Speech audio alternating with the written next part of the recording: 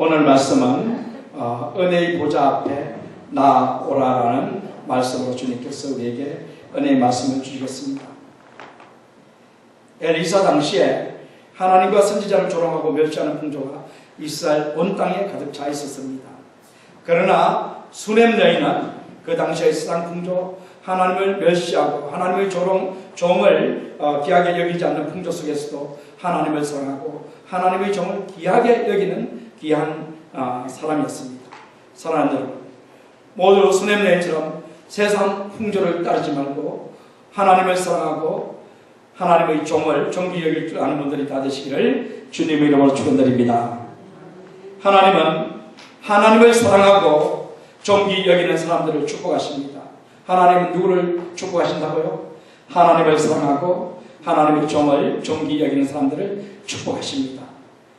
수넴 여인은 아이가 없었는데 남편이 늙어 더 이상 아들을 기대할 수 없는 불행한 사람이었습니다. 그 당시에 여인이 아들을 낳지 못한다는 것은 가장 치명적인 상처를 입은 자요 저주스러운 저주를 받은 사람이라고 여겨졌습니다. 그런데 사랑하는 여러분, 잘 들으시기 바랍니다. 하나님은 없는 것을 있는 것처럼 부르시는 분이시요 하나님은 능치 못할 일이 없으신 분이라는 사실을 여러분 기억하시기 바랍니다. 이 능력의 하나님께서 하나님을 경외하는 수넴 여인에게 아들을 선물로 주셨습니다. 무엇을 선물로 주셨다고요?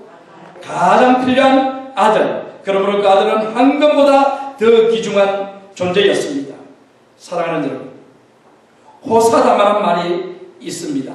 산이 있으면 골짜기가 있고 좋은 일이 있으면 나쁜 일이 있고, 이와 같이 우리 인생에 바로 호사다마라는 이런 말처럼 좋은 일만 늘 있는 것이 아니라 좋은 일이 있고 또 나쁜 일이 있고, 나쁜 일만 늘 있는 것이 아니라 나쁜 일이 있고 또 무슨 일이 있다고요? 좋은 일이 이렇게 있게 되는 것입니다.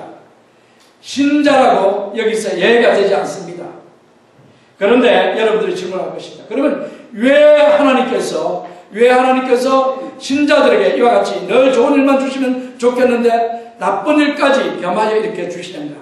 이런 질문을 하실 것입니다. 여러분, 무엇이라고 대답하시겠습니까? 하나님은 우리의 믿음을 테스트하여, 믿음을 시험하여 우리에게 복을 주길 원하신다는 사실을 여러분 기억하시기 바랍니다. 사랑하는 여러분, 그래서 오늘 말씀의 첫 번째 교훈은 뭐냐면 하나님은 우리의 믿음을 테스트하십니다.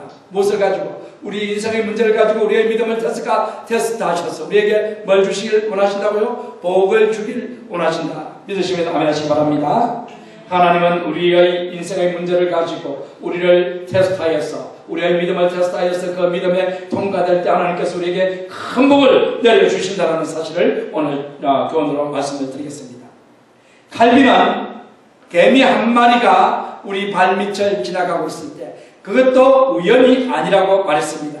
하나님의 주권에 의해서 개미가 우리 발밑을 지나가게 되었다고 말을 하는데, 이와 같이 우리는 주 하나님의 섭리 속에 살고 있습니다. 그러므로 수넴 여인이 당한 불행과 같이 여러분들이 당한 시험도 우연이 아님을 믿으시기 바랍니다. 우리가 만약에 시험을 당하고 있다면 이것은 우연이 아니라 하나님의 주권적인 섭리 속에서 하나님께서 우리의 믿음을 테스트하기 위해서 그 시험을 내려주신 것이라고 여러분 믿으시기 바랍니다. 하나님은 수넴 여인뿐만 아니라 아브라함도 테스트했습니다. 아브라함은 어떤 테스트를 받았느냐 하면 아브라함은 믿음을 시험을 받았는데 하나밖에 없는 아들 독자 이삭, 그것도 100세 난 아들 이삭, 생명보다 더 귀한 아들 이삭을 모리아산에 데리고 가서 동물처럼 죽여 각을 뜨고 태워서 그 냄새를 하나님 앞에 올려드리는 번제를 이삭을 가지고 드리라고 하나님께서 명령을 했는데, 이 어려운 시험이죠. 얼마나 어려운 시험인지 모릅니다. 정상적인 사람이라면 도무지 순종할 수 없는 그런 시험을 아브라함에게 하나님께서 내리셨습니다. 사랑하는 여러분, 아브라함이 어떻게 순종했는지 아십니까? 어떻게 순종을 했을까요? 아브라함이 그 말씀에서 아브라함은 즉각 그 아들을 하나님이 지시한 모리아 산으로 데리고 갑니다. 번제를 드리기 위해서 데리고 갑니다. 하나님이 이 아브라함의 순종의 믿음을 보았고, 아브라함이 아들보다 하나님을 더 사랑하는 그 믿음을 보고서 하나님도 감동이 되셨습니다. 감동. 아, 내 종 아브라함이 이제는 아들보다도 나를 더 사랑하는구나. 이 땅에 있는 모든 것보다 나를 더 사랑하는구나. 이 테스트를 통과했을 때 하나님께서 얘야 이제 시험에 통과했으니까 네 아들을 죽이지 말고 그만해. 그러면서 하나님께서 천사를 통해서 말씀해 주시기를 이제 내 씨가 대적의 문을 얻게 될 것이다. 이거 뭐냐면 예수 그리스도의 조상이 될 것을 하나님께서 약속해 주신 것입니다. 아브라함이 바로 예수 그리스도의 조상으로서 이제 약속을 받는 이것이 바로 하나님의 시험을 통과한 후입니다. 그런 다음에 하나님께서 말씀하십니다. 너는 장차 올 메시아의 조상이 될 뿐만 아니라 그를 믿는 모든 자들, 구원받은 하나님의 백성들의 아버지, 믿음의 아버지가 될 것이다. 그래서 아브라함은 믿음의 조상, 믿음의 아버지가 되는 것이죠. 이런 놀라운 축복을 하나님께서 아브라함에게 해주셨는데 바로 시험을 통과한 후에 이런 복을 내려 주셨습니다. 사랑하는 여러분, 오늘도 수냄 너희는 바로 아들이 죽는 이런 시험을 당하게 됩니다. 아들이 죽어요. 아들 죽어요. 이 어려운 시험 속에서 여러분 같으면 어떻게 하겠습니까? 아들이 죽었어요. 하나님께서 선물로 준 이 아들이 죽었습니다. 그러면 어떻게 하겠습니까? 이 수냄 너희는 이 시험을 믿음으로 이겨냈다는 것입니다. 자, 그래서 우리 인생에 시험이 올 수가 있습니다. 이런 시험이 올 때 여러분은 어떻게 해야 될까요? 그 시험을 믿음으로 이겨내야 됩니다. 아멘이십니까? 믿음으로 이겨내시기 바랍니다. 자, 그래서 오늘 두 번째 교훈을 말씀드리겠습니다. 두 번째 교훈은 뭐냐면은 시험이 왔을 때, 어려운 문제가 생겼을 때, 그때 어떻게 하라고요? 원망해야 되겠습니까? 낭망해야 되겠습니까? 원망과 낭망이 먼저 되겠죠. 원망과 낭망. 원망하지 말고 낭망하지 말고 말하고요. 감사와 평안을 선포하십시오. 믿으십니까? 둘째 교훈은 시험을 받을 때 원망과 절망 대신에 감사와 평안을 선포하라. 열왕기하 4장 22절 23절 다 같이 읽어보겠습니다. 다 같이 시작. 그 남편을 불러 청하건대 사원 한 명과 나귀 한 마리를 내게로 보내소서. 내가 하나님의 사람에게로 달려갔다가 돌아오리이다 하니 그 남편이 이르되 초하루도 아니요 안식일도 아니거늘 그대가 오늘 어찌하여 그에게 나아가고자 하느냐 하는지라. 여인이 이르되 평안을 비나이다 하니라. 뭐로 간다고요? 평안을 빌러 간다는 거예요. 평안을 빌러. 평안. 누가 죽었습니까? 아들이 죽었는데, 그 귀한 아들이 죽었는데 뭘 빌러 간다고요? 평안을 빌러 간다. 어떻게 해야 되겠습니까? 지금 엘리사가 선물로 하나님께 기도해서 내려준 아이가 죽었는데 엘리사 찾아가서 평안을 빌어야 되겠습니까? 원망해야 되겠습니까?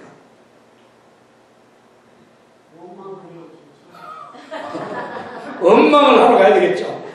그런데 뭐 하러 간다고요? 평안을 빌러 간다. 이게 참 중요한 말입니다. 우리 신앙의 사람들, 믿음의 사람들은 이와 같은 본을 받아야 됩니다.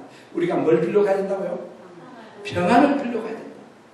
평안을 빌러 가야 된다. 어떤 환경 속에서도 원망과 낭망이 아니라 감사와 평안을 빌러 가야 됩니다. 자, 놀라운 말입니다. 자, 그렇다면 왜 우리가 시험 당할 때 원망과 낭망이 아니라 뭘 해야 된다고요? 감사와 평안을 선포해야 되는데 왜 그렇게 해야 될까요? 이유 세 가지를 여러분들에게 말씀드리겠습니다. 첫 번째 이유는 원망과 절망을 믿음을 파멸시키고 감사와 평안은 믿음을 굳게 세우기 때문이다. 감사와 평안은 뭘 한다고요? 믿음을 굳게 세웁니다. 감사와 평안. 절망이 무엇입니까? 절망이 무엇이에요? 여러분들이 당한 시험 앞에서 이제는 소용없다. 죽은 아이에게 매달릴 필요가 없다. 이제는 모든 것이 끝났다라는 자세를 보이는 것이 바로 절망입니다. 그러면 원망은 무엇입니까? 아이를 갖게 할 때는 언제고 이제 와서 죽일 수 있는가라고 말하며 하나님을 멸시하고 조롱하며 원망하는 것입니다. 아브라함도 원망할 수 있었을 것입니다. 내가 언제 아들 달라 했습니까? 내 종을 후사로 삼겠다고 했는데 백선하되 아들 주시더니 그 다 큰 아들 이삭을 이제 와서 죽이라고 말씀하시니 하나님이 원망스럽습니다 라고 말할 수 있겠죠. 그러나 사랑하는 여러분, 수냄 여인도 아브라함도 원망하지 않았습니다. 하나님을 믿는 여러분들은 시험을 받을 때 원망과 낙담을 속에 빠지는 것이 아니라 수넴 여인아 아브라함과 같이 여러분의 시험을 통해만 반드시 복 주실 하나님을 믿고 감사와 평안을 선포하시기 바랍니다. 감사와 평안. 쉬운 일은 아닙니다. 그러나 뭘로 감사와 평안을 선포할 수 있습니까? 믿음의 눈으로, 믿음의 눈으로 누굴 바라봅니까? 살아계신 하나님, 도우시는 하나님, 구원자이신 하나님, 인생의 주권자이신 하나님 믿으십니까? 이 하나님을 믿음의 눈으로 바라보면서 어떻게 한다고요? 감사와 뭐라라? 평안을 선포하십시오. 원망과 절망은 믿음을 파괴하고 성령을 소멸시킵니다. 그러므로 항상 기뻐하라, 쉬지 말고 기도하라, 범사에 감사하라. 이는 그리스도 예수 안에서 너희를 향하신 미쁘신 하나님의 뜻이니라. 성령을 소멸하지 말라고 데살로니가전서 5장 16절에서 19절까지 있는 말씀에 기록되어 있습니다. 기뻐하고 기도하고 범사에 감사할 때 성령 충만해질 것입니다. 원망하고 불평하고 절망하고 낭망 속에 빠져 있을 때 성령을 소멸시킵니다. 성령 충만은 곧 무엇입니까? 믿음 충만입니다. 성령 소멸은 곧 무엇입니까? 믿음 소멸이라는 것을 여러분 기억하시기 바랍니다. 절망 가운데 원망하며 살아보십시오. 여러분들은 더욱 하나님으로부터 멀어지고 여러분의 문제가 조그만 것이었는데 태산보다 더 크게 보이고 도저히 전혀 해결할 수 없는 문제로 보이게 된다는 것을 여러분 기억하시기 바랍니다. 설상가상으로 문제 위에 문제를 만드는 것이 원망과 절망이며 여러분의 문제를 최악의 경우로 만들어버리는 것이 원망과 절망입니다. 그러나 원망이 아니라 절망이 아니라 믿음의 눈으로 여러분의 상황을 바라보십시오. 문제와 시험 앞에서 감사를 드리십시오. 하나님이 주실 평안을 선포하십시오. 그러면 여러분들은 여러분의 문제를 통해서 일하시는 하나님의 손길을 체험하고 또한 하나님의 복을 받을 수 있다는 사실을 여러분 기억하시기 바랍니다. 수넴 여인은 아이가 죽었지만 그 죽은 마음을 바라보지 않고 절망 가운데 있지 않았으며 원망하지 않았습니다. 그녀는 하나님이 반드시 그 아들을 살릴 것을 믿음의 눈으로 바라보고 평안을 선포했기 때문에 마침내 그녀가 구원받을 수 있었습니다. 아이가 살아난 아이를 받을 수가 있었던 것입니다. 사랑하는 여러분, 수넴 여인처럼 슬픈 일, 불행한 일, 고난의 배후에 자정해 계신 주님, 그 주님을 믿음의 눈으로 바라보시고 문제 앞에서 원망하고 절망하는 대신 감사와 평안을 선포하시기 바랍니다. 하이네라는 사람이 있었는데 이 하이네라는 사람은 미국 10대 재벌 중에 한 사람이었습니다. 이 사람은 한때 사업이 잘 되어서 돈을 많이 벌었어요. 그래서 교만해진 이 하이네가 감사할 줄 몰랐어요. 사람들에게도 감사할 줄 몰랐고 하나님께도 감사할 줄을 몰랐습니다.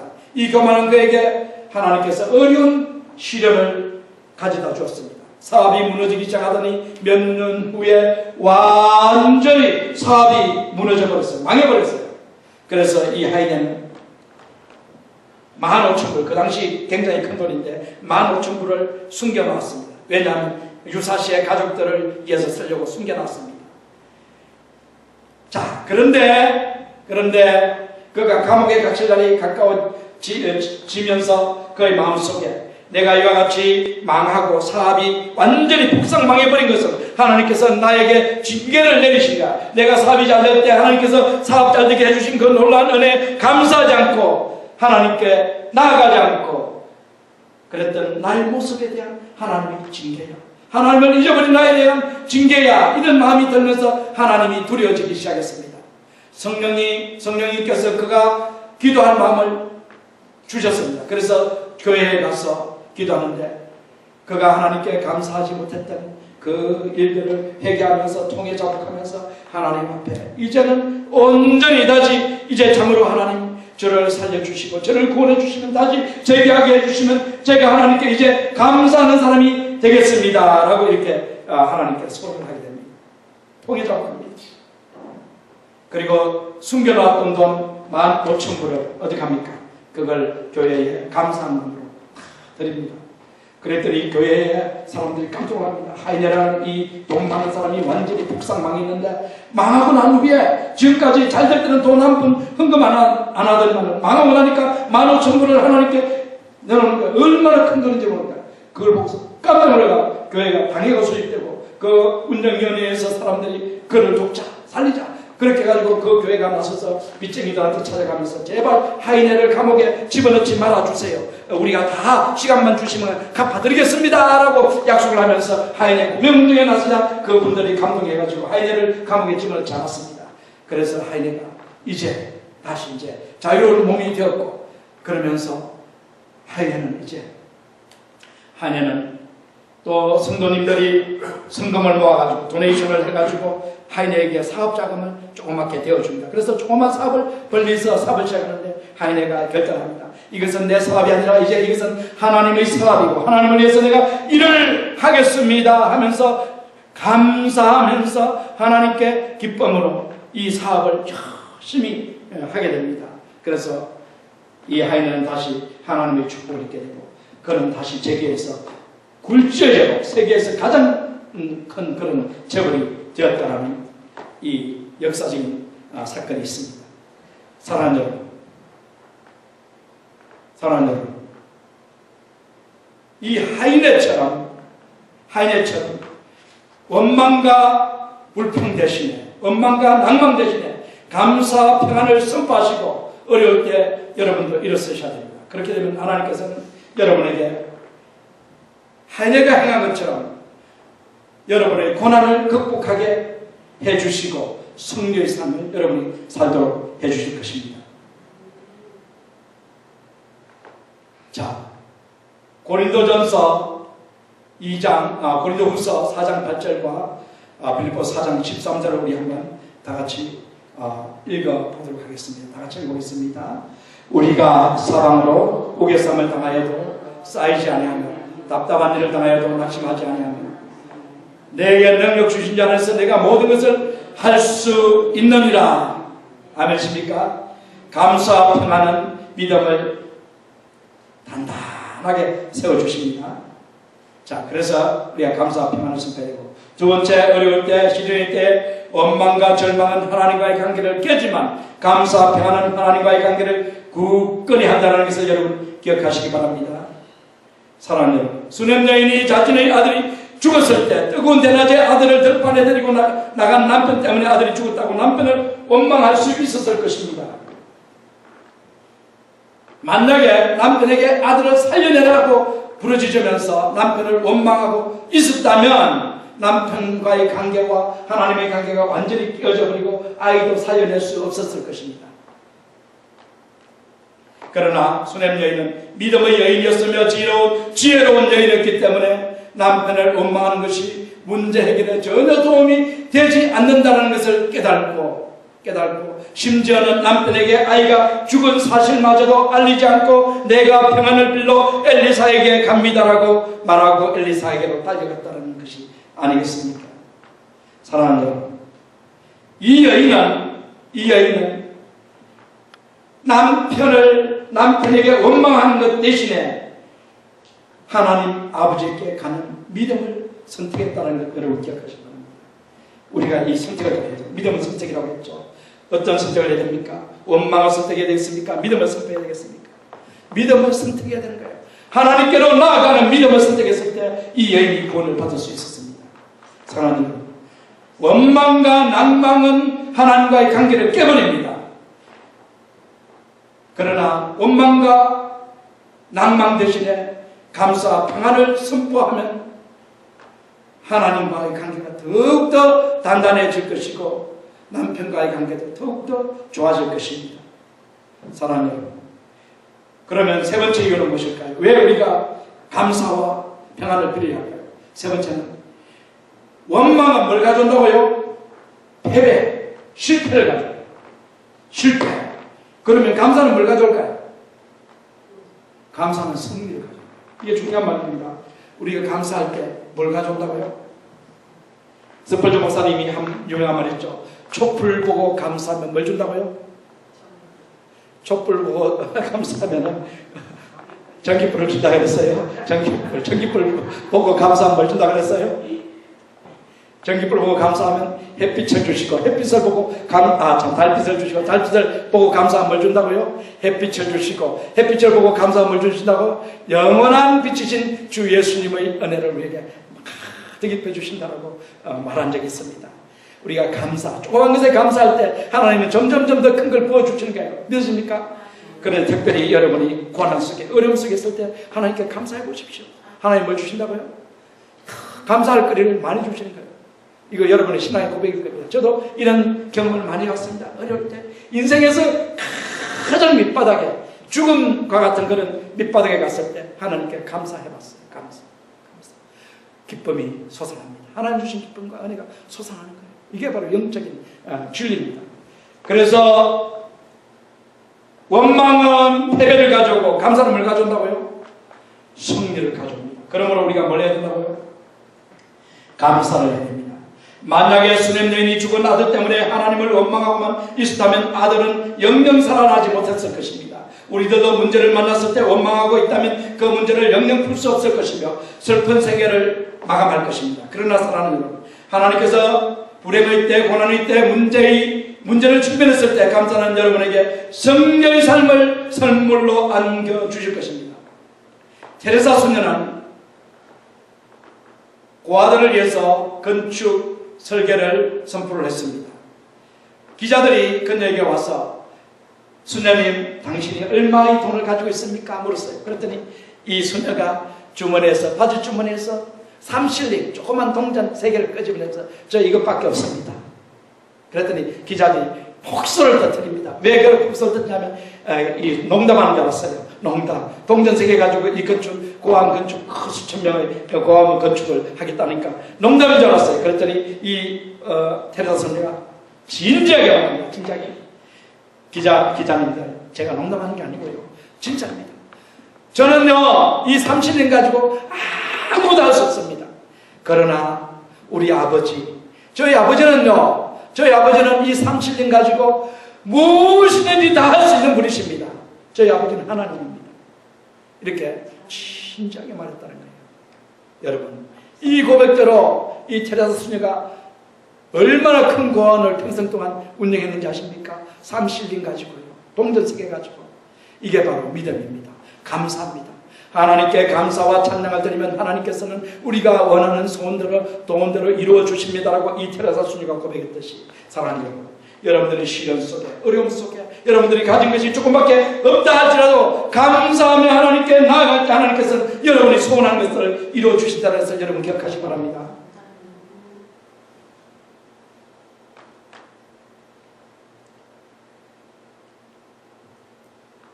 바울과 실라는 감사로 뭘 열었습니까? 빌립보 감옥의 문을 열었습니다.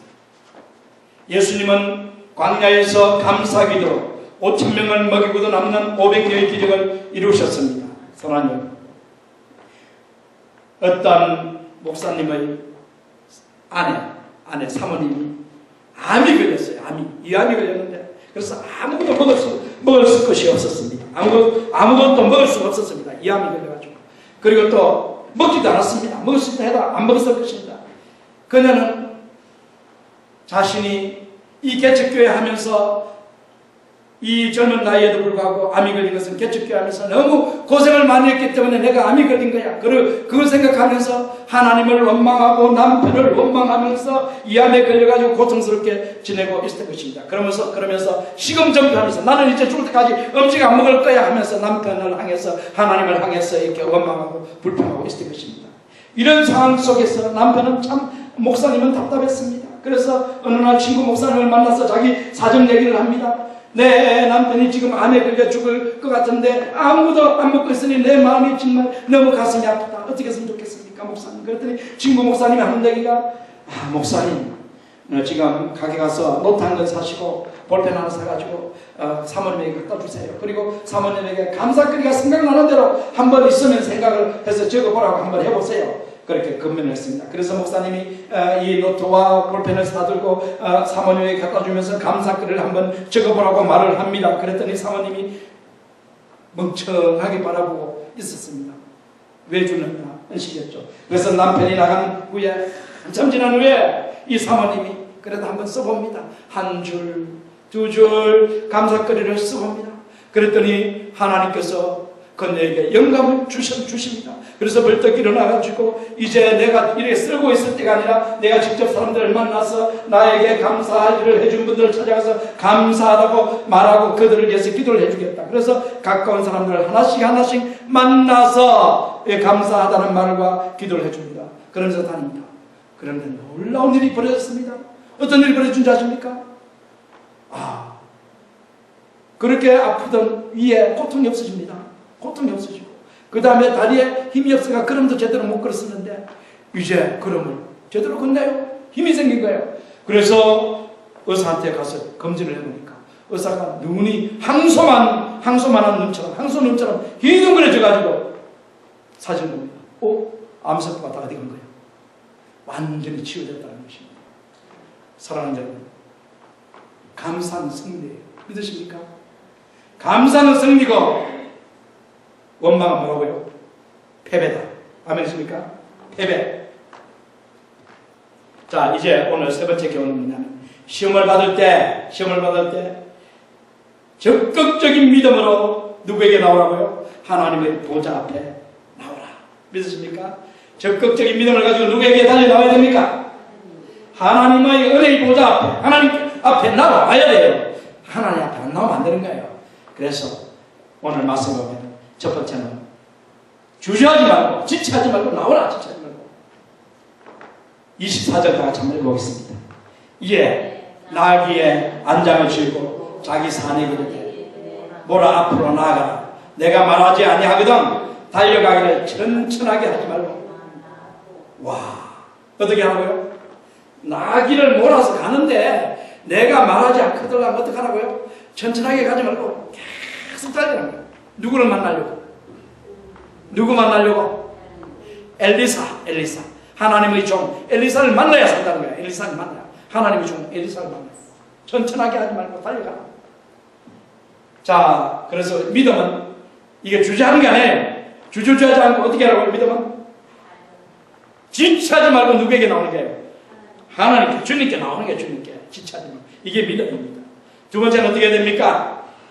두 번째, 주의 종에게 나갔어요. 엘리사에게 갔어요. 이제 어떻게 했습니까? 4장 30절에 보면 수넴 여인은 하나님의 종 엘리사가 자신과 함께 자신의 집에 가서 아들을 살려내지 않으면 엘리사를 떠나지 않을 것이라고 분명하게 말하며 아이에게 가서 아이를 살려줄 것을 강청했습니다. 강청.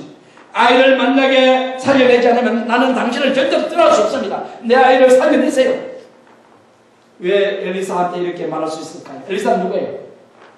하나님의 종입니다.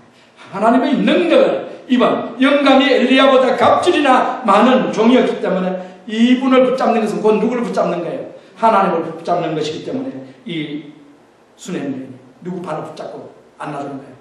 엘리사의 발을 붙잡고 안 놔주는 거예요. 하나님이 만나게 눈에 보이시면 이 수넴 여인은 누구 발을 붙잡고 안 놔줬을까요? 하나님의 발을 붙잡고 안 놔줬을 거예요.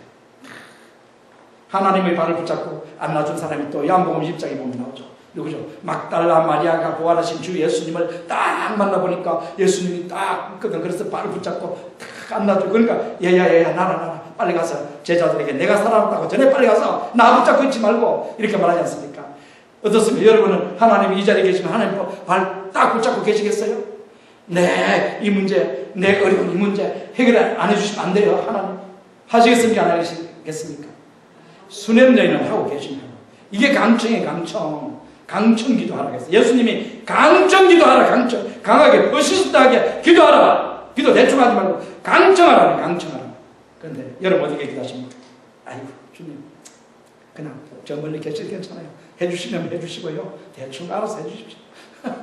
주님 그러면서 그렇게 그런 기도가 강청이 아니에요. 강청은 오늘 수렴님처럼 발을 붙잡고 안 놔주는 게 안 놔주는 거예요. 내 아이 안 살려내면 나 선지자지만 내가 발 붙잡고 늘어지겠어요. 그래서 누가 갑니까? 처음에는 게하시 보고 가라 하지만 수넴 뭐랍니까? 게하시 정도 보내가 종 보내가지고 나는 안 돼요. 당신이 직접 가서 고쳐줘야지 뭐 종 보내가지고 될 것 같아요. 그래서 당신이 빨리 가서 해주세요. 그렇게 붙잡고 늘어진 거예요. 이게 바로 강청입니다. 오늘 이 자리에 나오신 분, 주님께 강청하시는 분들인 줄 믿습니다. 여러분 인생 문제에 대해서 강청을 하죠. 강청. 누가복음 18장 7절에도 예수님께서 말씀하셨어요. 밤낮으로 부러짓는 이 갑오의 언한을 이 불의한 재판관도 들어줄 거다. 하물며 하늘에게서 너희 아버지께서 밤낮 부러짓는데 너희들을 언한을 풀어주지 않겠느냐. 아멘이십니까? 자, 또 적극적인 믿음으로 나아가는 것은 세 번째 뭐냐면 결론이 중요하죠. 하나님의 긍휼과 사랑을 경험하는 거예요. 구원을 경험하는 거예요. 강청했으면 구원을 받아야 되겠지 않겠습니까? 수냄 여인이 구원받았어요? 안 구원받았어요? 구원받았죠. 구원받았어요. 한번 읽어보겠습니다. 다 같이 시작. 엘리사가 집에 들어가 보니 아이가 죽었는데 자기의 침상에 눕혔는지라 들어가서는 문을 닫으니 두 사람뿐이라. 엘리사가 여호와께 기도하고 아이의 이에 올라엎드려 자기 입을 그 입에 자기 눈을 그 눈에 자기의 손을 그 손에 대고 그 몸에 엎드리니 아이의 살이 차차 따뜻하더라.